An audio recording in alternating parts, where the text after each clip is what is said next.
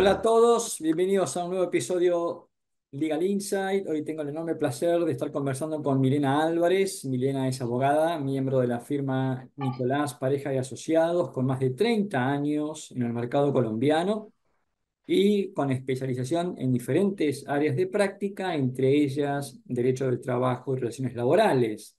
¿Cómo andas, Milena? ¿Bien? Excelente, muy complacida con la invitación, Augusto, muy honrada de participar en este espacio. Bueno, vamos a conversar hoy con Milena sobre un tema que a mí por lo menos en lo personal me resultó muy interesante, que tiene que ver con buenas prácticas dentro del ámbito del trabajo, así como hay buenas prácticas en compliance, buenas prácticas en privacidad de datos, no podía faltar también las buenas prácticas en las relaciones laborales, ¿no? Entonces, la primera pregunta que te quiero hacer, Milena, es, contanos un poquito, en tu opinión, ¿qué son las buenas prácticas laborales? Ok, Augusto, mira, eh, para entender las buenas prácticas, primero debemos comprender que en Colombia la legislación laboral fija los mínimos de derechos laborales que tiene un trabajador.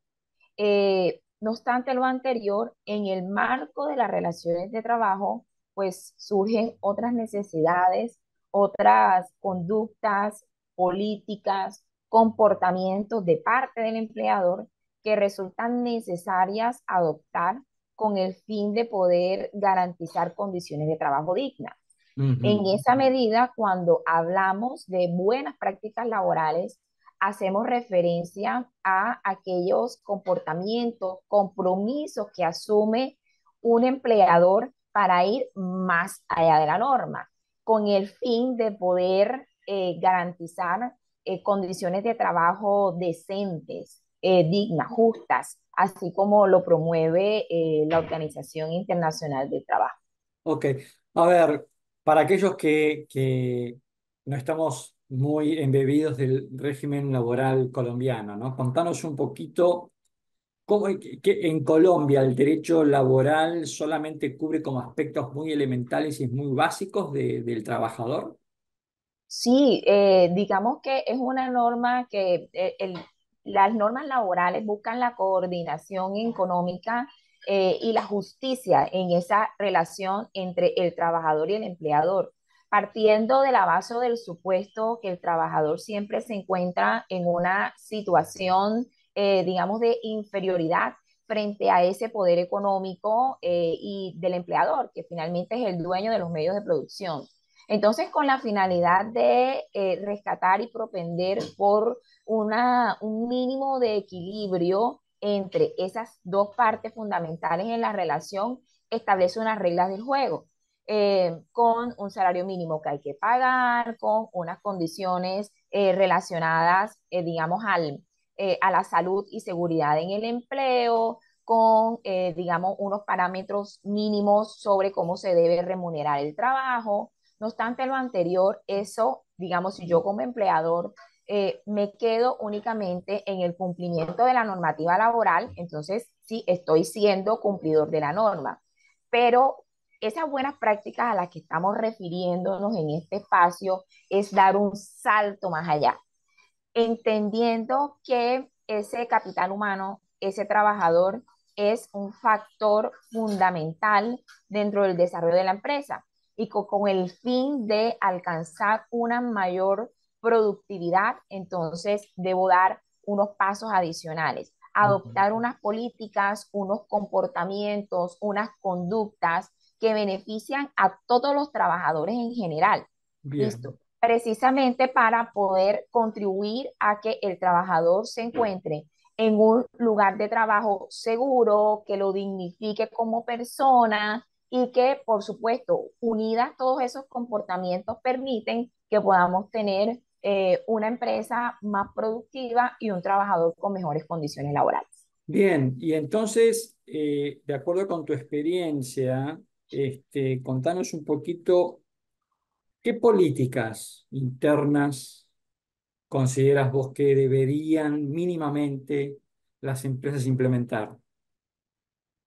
Ok, digamos que pudiéramos dividirlo por escenarios, pero si hablamos de contratación y hablamos de salarios y beneficios, por ejemplo, lo primero es, y es que dentro de los procesos de selección deben existir siempre unos criterios de carácter objetivo, asociados a las necesidades del empleo, asociados a los perfiles del cargo, las habilidades que debe demostrar un trabajador para poder ser seleccionado, tratando de, en la medida de lo posible, sustraer, eliminar y no tener criterios en función de la raza, del género, de las inclinaciones o afinidades políticas, de, por ejemplo, un trabajo solo para mujeres, criterios de carácter subjetivo inherentes a la persona que pudieran entenderse como discriminación.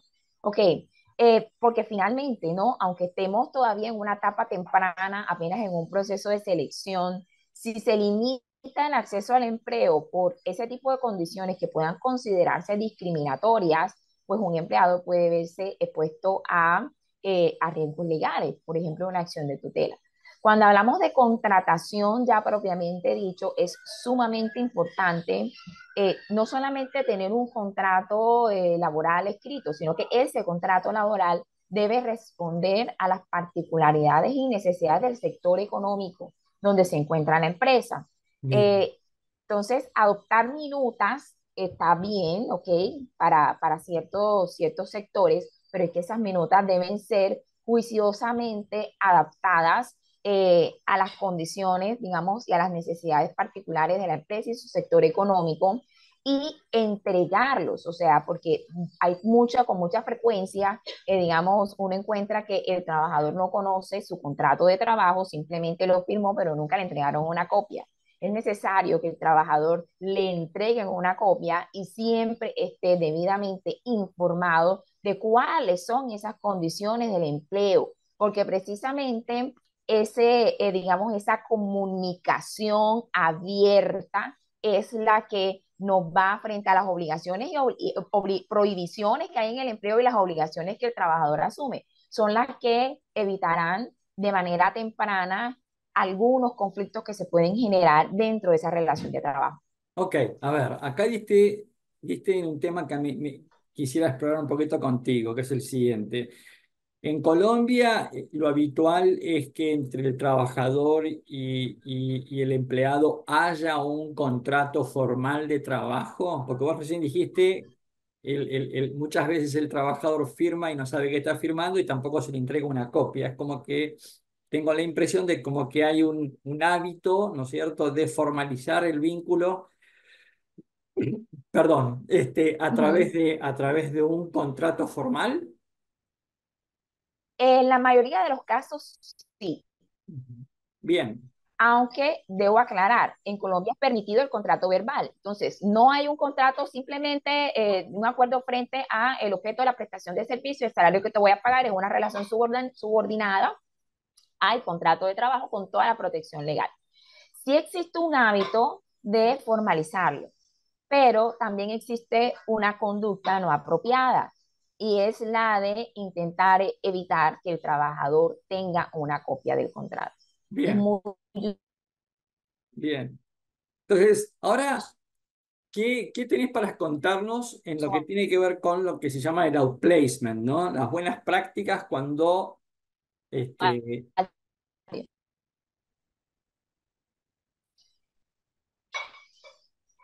a ver, no, pues se había cortado contanos un poquito, en el tema de outplacement, ¿no? De salida o desvinculación de la relación contractual.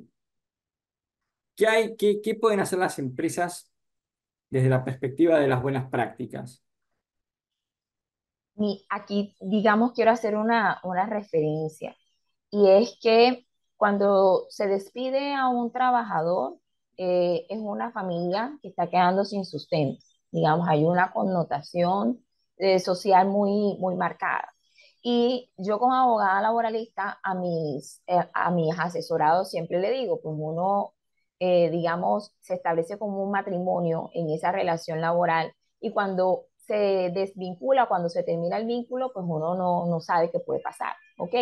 En ese sentido, yo considero que aunque como empleadores estamos en la potestad y en la facultad legal de poder despedir sin dar explicaciones, yo creo que esa desvinculación debe ser lo más respetuosa de la dignidad del ser humano, en la medida de lo posible, comunicando, aunque no sea obligatorio desde el punto de vista legal, las razones de índole administrativo, organizacional, que quizás dieron como lugar la finalización de esa relación. Yo creo que el ser humano, digamos de alguna manera, siempre busca las explicaciones y poder comprenderlas ayuda a disminuir las reclamaciones laborales también. Bien, bien. Y un poco para ir cerrando, Milena, a ver, ¿cómo hacemos o cómo hacen las empresas, ¿no? Para, dentro de estas buenas prácticas, minimizar o neutralizar los riesgos de potenciales reclamos o demandas laborales? Ya, lo fundamental aquí es realmente llevar una auditoría y un seguimiento constante al nivel de cumplimiento de las empresas frente a los requisitos que la ley exige. Entonces, si yo quiero evitar demandas, eso quiere decir que yo constantemente tengo que estarme revisando a mí misma, buscando cuáles son las oportunidades de mejora que tengo. Entonces, además, la legislación laboral es muy dinámica. Constantemente están haciendo o nuevas interpretaciones de aplicar ciertos derechos o nuevas obligaciones que nacen para el empleador y eso requiere y exige para las empresas una actualización y una revisión constante de sus procedimientos internos. Bien. Para cerrar, ¿algún tipo de tip o recomendación que nos puedas dar sobre buenas prácticas? Comunicación constante con los trabajadores. Yo Ajá, creo que la comunicación en las empresas es clave. Escuchar a los trabajadores y sus necesidades permitirá encontrar oportunidades de mejora tempranas que al final inciden en el mejoramiento de un clima laboral, de un clima organizacional, en una resolución temprana de los problemas, disputas o conflictos que se pueden suscitar en un ambiente de trabajo y, por supuesto, en poder minimizar reclamos posteriores a una terminación o una desvinculación. bien. Comunicación, qué interesante sugerencia. Hemos conversado con Milena Álvarez, abogada miembro de la firma Nicolás Pareja y Asociados, y hemos justamente abordado un tema súper actual y muy interesante que es buenas prácticas dentro de las relaciones laborales. Milena, gracias por sumarte a este Legal Insight y seguro nos falta oportunidad para volver a encontrarnos. Muy complacida con la invitación, Augusto. Una maravillosa, digamos, tarde para todos y espero que estos inputs que hemos compartido aquí sean de utilidad para quien nos ven.